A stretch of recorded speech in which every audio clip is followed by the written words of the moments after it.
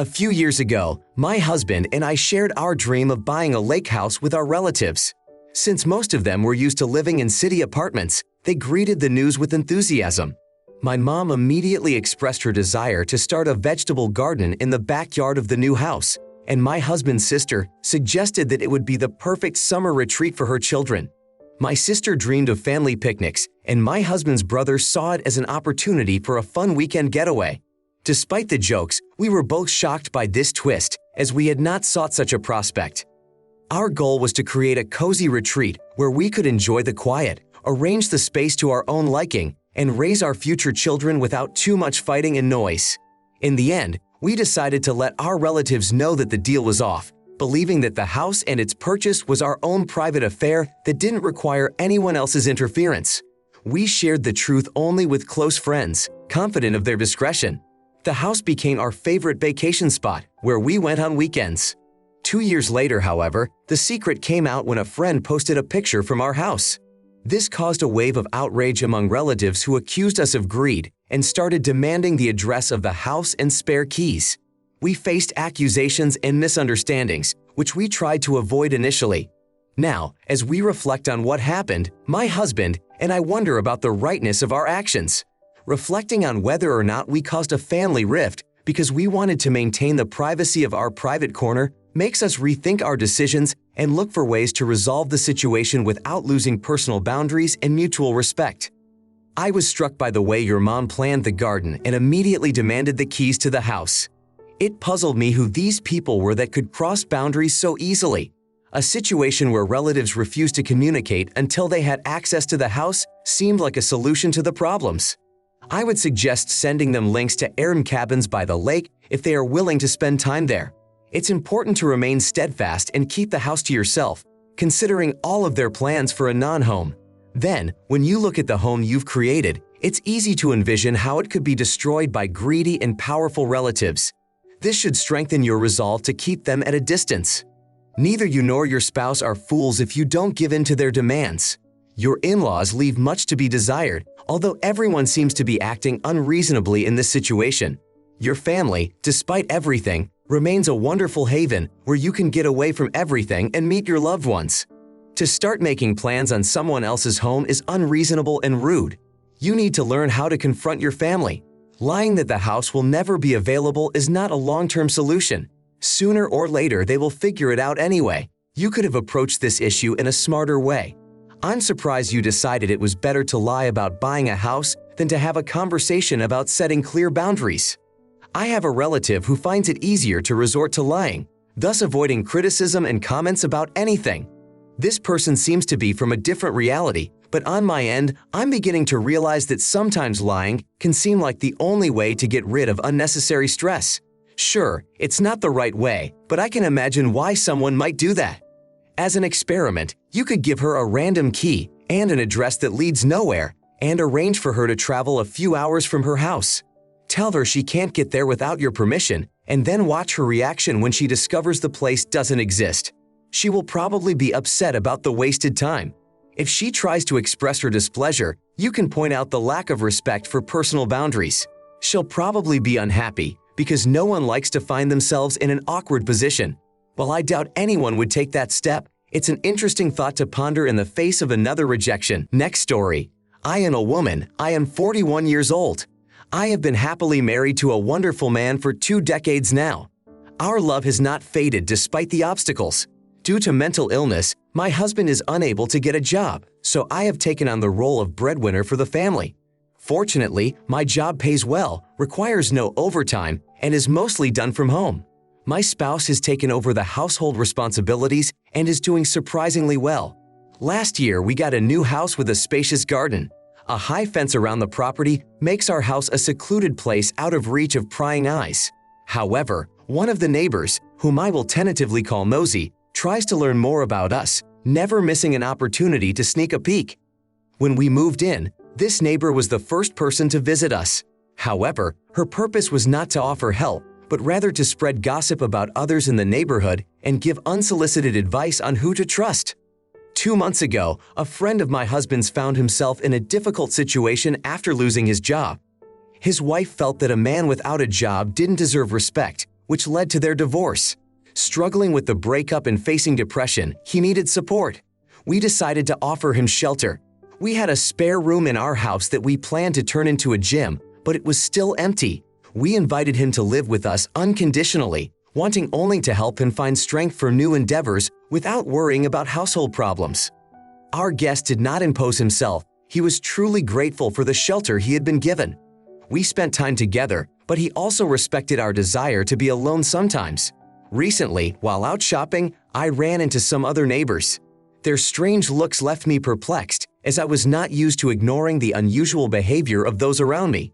Stopping, I asked a question. The conversation centered on the problem of unfounded rumors being spread about my house. The rumors concerned the fact that I supposedly live with two men at once and that the composition of the men in my house supposedly changes constantly.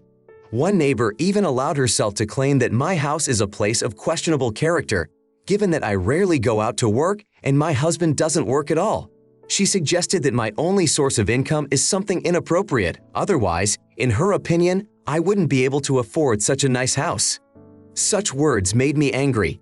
I didn't stay silent and explain to my neighbors how things really were, after which I decided not to waste time on an unpleasant conversation and left to do some shopping.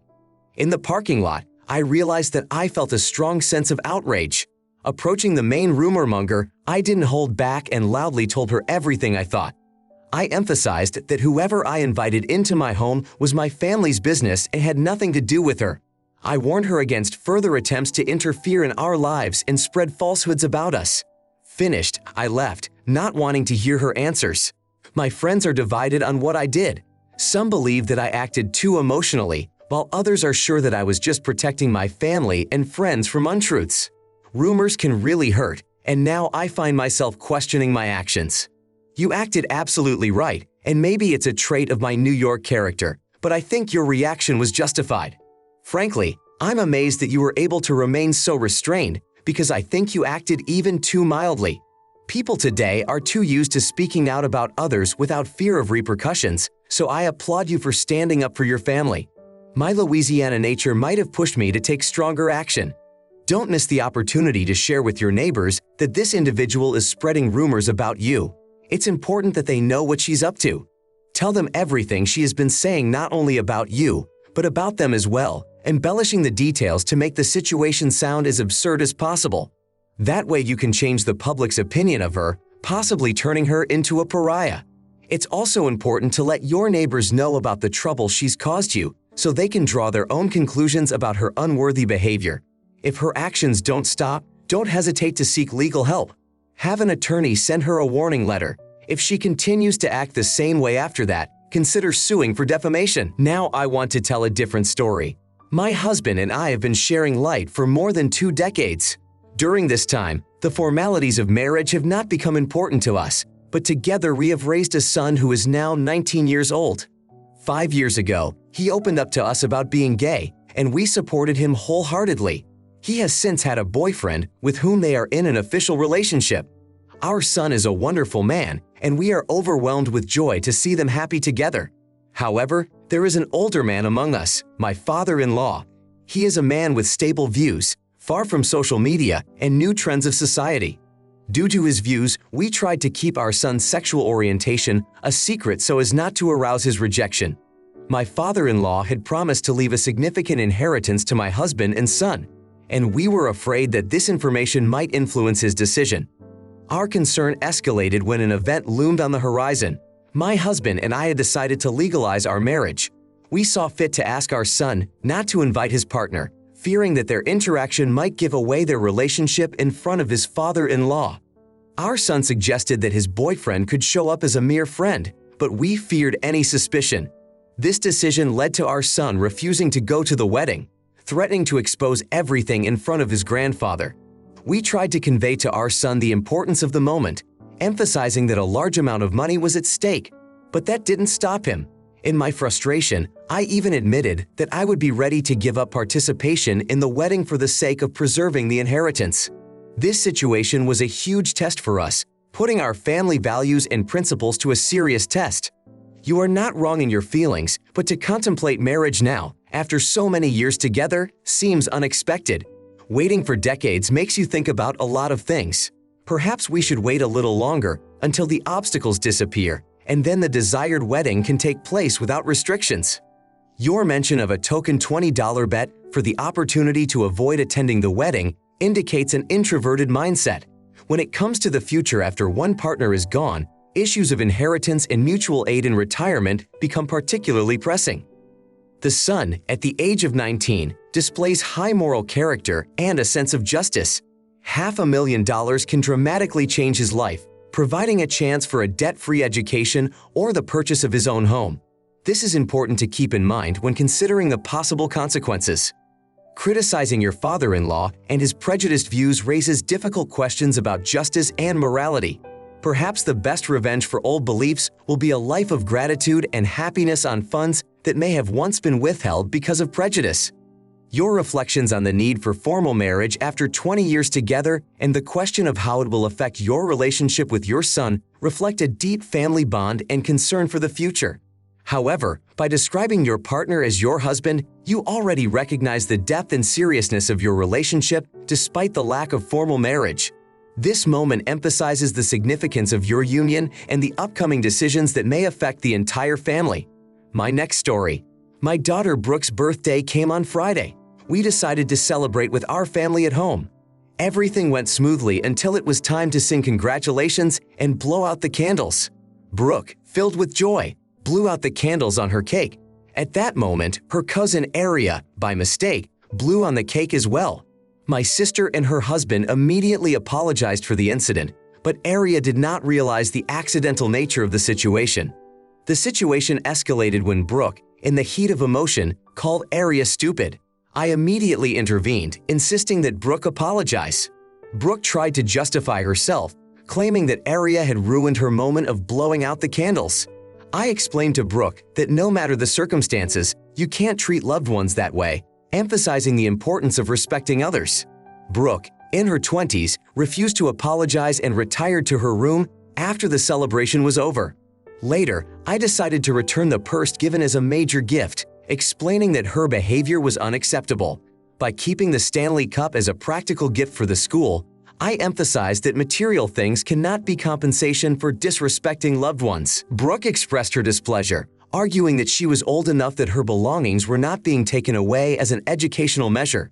I, however, reminded her that the things I had purchased were my property and I had the right to dispose of them as I saw fit. This served as a reminder that adult actions have adult consequences. My wife, Kimberly, expressed her opinion about not returning the purse, supporting my decision to punish Brooke's inappropriate behavior. However, Kim also suggested that I should be more understanding of Brooke given her current condition. The fact of the matter is that Brooke is going through a difficult period due to the engagement of her close friend Jessie, whose chosen one has raised serious concerns. Brooke and Jessie's family decided to organize a meeting to discuss concerns about Jessie's impending marriage. Despite their efforts, Jessie continued to push her decision to marry, while communication between her and Brooke became increasingly limited. I recognize the depth of pain associated with this situation, and I sincerely sympathize with Brooke, who is facing difficulties in her relationship with her friend. However, the difficulties in her friendship with Jessie cannot be an excuse for the way Brooke has treated Aria. In the case of Brooke apologizing to Aria immediately after her unacceptable statement, it might have seemed unfair to take her purse away from her. However, in my opinion, Kimberly is being overly lenient with our daughter. It is important for Brooke to realize that going through a difficult time in her life cannot be an excuse for misbehaving towards others. I recognize that referring to myself as an idiot is a manifestation of self-criticism and an understanding of the complexity of the situation. It reflects my desire to find the right approach to raising my daughter as she faces serious emotional challenges. You are absolutely right. When a young woman in her 20s expresses frustration with her child, it is beyond the bounds of acceptable behavior. In this situation, the irony is that Brooke considers herself too old to have her personal belongings confiscated, while arguing that returning her purse is an excessive measure.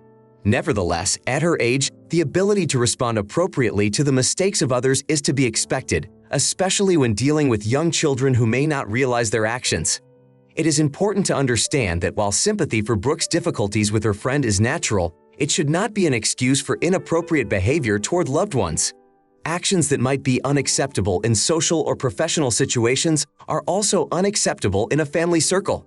Therefore, it is crucial not to ignore such behavior. Despite the possible perception of returning the purse as a strict measure, this action serves as an important reminder that disrespecting family members will not be tolerated. It sounds like your wife Kimberly's opinion matches yours, confirming that you are not alone in your views on this situation. This experience could be a valuable lesson for Brooke, helping her to understand the importance of kindness and respect for others, regardless of personal trials. The question of who should be in control and Brooke's desire to deal with the child indicate the complexity of the circumstances that may lead to her emotional strain.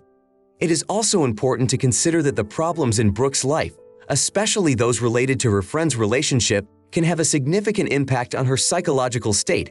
Rather than focusing solely on punishment, it is valuable to recognize the severity of Brooke's experiences and the impact these events may have on her well-being. A story that really surprised me. Recently, a 29-year-old woman, was invited to a work dinner. The event was dedicated to the retirement of one of my colleagues. The venue was a cozy barbecue restaurant in our town. I was informed in advance that an elegant casual style of dress was preferred for the occasion. On the day of the event, I chose a sleek skirt with buttons, completing the look with a pair of Crocs. Living in a region with a hot climate, I, like many others, often prefer to wear lightweight footwear, including sandals and Crocs flip-flops, which seemed the perfect choice for everyday wear. Upon arrival at the restaurant, we were confronted with the establishment's dress code. The hostess announced quite loudly that I was not allowed to enter in my Crocs. This moment was extremely awkward, especially with my coworkers present.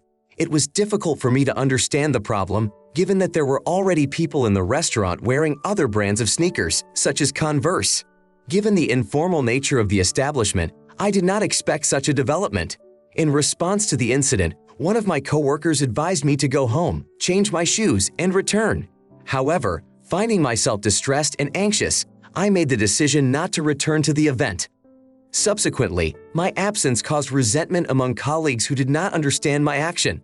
My supervisor emphasized that the event was not about me personally and my participation was expected. After going through a period of introspection, I recognized that I could have done things differently. I was told that elegant casual style never meant wearing shoes designed for children, even though Crocs are my usual footwear. The event implied a certain dress code, which, as it turns out, did not include Crocs. Yes, lady, what led you to believe that Crocs are appropriate for a business casual or elegant casual setting? They are meant, at best, for home use or as shoes for children. Strive for more professionalism. Your choice of shoes at a coworker's farewell party has turned you into a major topic of discussion because of that pair of shoes. If your concern is so great that you can't accept comments about not conforming to the dress code, perhaps you need help. And if you're already seeing a therapist, imagine a situation where an entire table is waiting inside and can't place an order because she's changing her shoes. "She'll be here in a minute," you say, laughing at the situation at the barbecue restaurant where the dress code seems more important than having gym shorts and flip-flops. After all, it's only a barbecue bar. Who but you dresses specifically for such an occasion?